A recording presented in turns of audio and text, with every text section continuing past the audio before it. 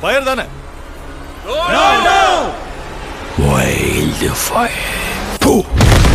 Hello வணக்கம் மக்களே, இந்த வீடியோல நம்ம என்ன பார்க்க போறோம்னா, இப்ப ரீசெண்டா புஷ்பா 2 ட்ரைலர் வீடியோ ரிலீஸ் பண்ணியிருந்தாங்க.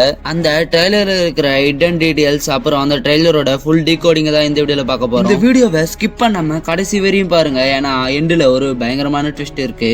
வாங்க வீடியோக்குள்ள போலாம். இந்த ட்ரைலரோட ஸ்டார்டிங்லயே யாரோ மேப்பை வச்சு ரூட் போடுற மாதிரி காமிக்கிறாங்க. அது வேற யாரும் இல்லைங்க, நம்ம அல்லு அர்ஜுன் தாங்க. அது அந்த செந்தஞ்சினம் மரத்தை எப்படி காட்டை விட்டு வெளியே எடுத்துட்டு போறதுன்னு ஒரு மேப்ல ரூட் போட்டு பார்த்துட்டு இருக்காரு நம்ம அல்லு அர்ஜுன். அப்படியே கட் பண்ணா கட்டா பணத்தை காமிக்கிறாங்க. அது என்னன்னு தெரியல. ஒருவேளை அல்லு அர்ஜுன் மரத்தை வித்து சம்பாதிச்ச காசை போலீஸ் சீஸ் பண்றாங்களோ என்னமோ. அந்த மரக்கட்டைகளை வச்சு ஒரு பெரிய கோட்டை மாதிரி செஞ்சு வச்சிருக்காரு நம்ம அல்லு அர்ஜுன். உடனே நீங்க கேட்கலாம், ஒரு கோபுரம் மாதிரி கட்டி வச்சிருக்காரு, அதை பார்த்துட்டு போலீஸ் வந்துட மாட்டாங்களா அப்படின்னு. ஒருவேளை அது புஷ்பாவோட என்ட்ரி சாங்காக வச்சிருப்பாங்க. ஏன்னா புஷ்பா அப்படியேப்பட்ட முட்டாள்லாம் கிடையாது. நம்ம எல்லாருமே புஷ்பா 1 படத்துல பார்த்துருப்போம், அவரு ஒரு கட்டைக்காக எவ்வளோ ரிஸ்க் எடுத்து அந்த லாரியை ஓட்டிட்டு போவாருன்னு. அப்படியே பட்டவரு இவ்வளோ கட்டைய போலீஸ்கிட்ட ஈஸியா காட்டி கொடுத்துருவாரா? நீங்களே சொல்லுங்க. அடுத்து இந்த படத்துல இவரு குடும்பத்துக்கு அடங்கி போற மாதிரி காமிச்சிருக்காங்க. குடும்பத்துக்குன்னு சொல்ல முடியாது, அவரு பொண்டாட்டிக்கு அடங்கி போற மாதிரி காமிச்சிருக்காங்க. இந்த படத்துல ஸ்ரீவள்ளி தான் மெயின் ரோல். ஸ்ரீவள்ளி சொல்றது கேட்டுதான் புஷ்பா நடந்துக்கிறாரு போல. அத அவரே ஒரு சீன்ல சொல்லி இருப்பாரு பாருங்க. புருஷன் கேட்டா என்ன ஆகும்னு இந்த உலகம் பாக்கும். இந்த படத்தோட டைரக்டர் புஷ்பா 1 படத்துல யாரெல்லாம் காமிக்க மறந்தாங்களோ இந்த படத்துல அவங்க எல்லாருமே காமிச்சிருக்காங்க. குறிப்பா சொல்ல போனா ஃபஹத் பாசில், மங்கள சீனு, ஜாலி ரெட்டி இவங்க எல்லாருமே இந்த படத்துல காமிச்சிருக்காங்க.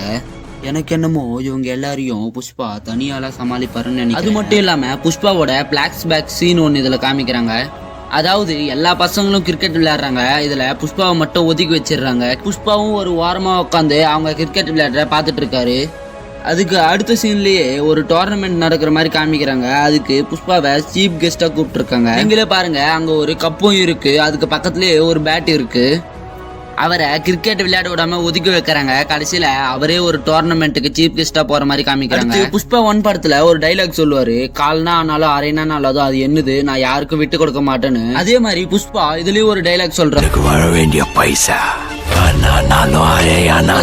அடுத்து ஃபஹத் பாசில் புஷ்பா 1 படத்திலே கிளைமேக்ஸ்ல ஃபஹத் பாசில ஒரு ஆக்ரோஷமான மனுஷனா காமிச்சு, அதாவது நான் புஷ்பாவை விட மாட்டேன், இனிமேதான் என் ஆட்டமே ஆரம்பிக்க போகுது அப்படின்னு ஒரு சிரிப்பு சிரிச்சிருப்பாரு. அதுக்கு ஏத்த விதமா இந்த படத்துல ஃபஹத் பாசில ஒரு பயங்கரமான கேரக்டரா காமிச்சிருக்காங்க. அந்த மரத்தை கடத்துறவங்களை கன் எடுத்து சொல்றது, கைத்துல தொங்க விட்டு அடிக்கிறது, இப்படின்னு பல டார்ச்சரை அவங்களுக்கு கொடுக்குறாங்க ஃபஹத் பாசில். ஒருவேளை இப்படியும் இருக்கலாம், புஷ்பா நடத்திருக்க பிசினஸ ஃபஹத் பாசில் கையில எடுக்கிற மாதிரி காமிப்பாங்க இந்த கதையில. அடுத்து இந்த படத்துல யாரையோ எரிக்கிற மாதிரி காமிச்சிருக்காங்க. ஒருவேளை அந்த எம்எல்ஏக்கு நெருங்கியவங்களை புஷ்பா கொண்டுட்டாருன்னு நினைக்கிறேன். அந்த இடத்துல அந்த எம்எல்ஏவும் இருக்காரு. புஷ்பா 1 படத்துல புஷ்பா கட்டையை கடத்திட்டு நேஷனலா டீலிங் பண்ணியிருந்தாரு. ஆனா புஷ்பா 2ல இன்டர்நேஷனல் தான், அதாவது ஜப்பான்ல போய் டீல் பண்றாரு.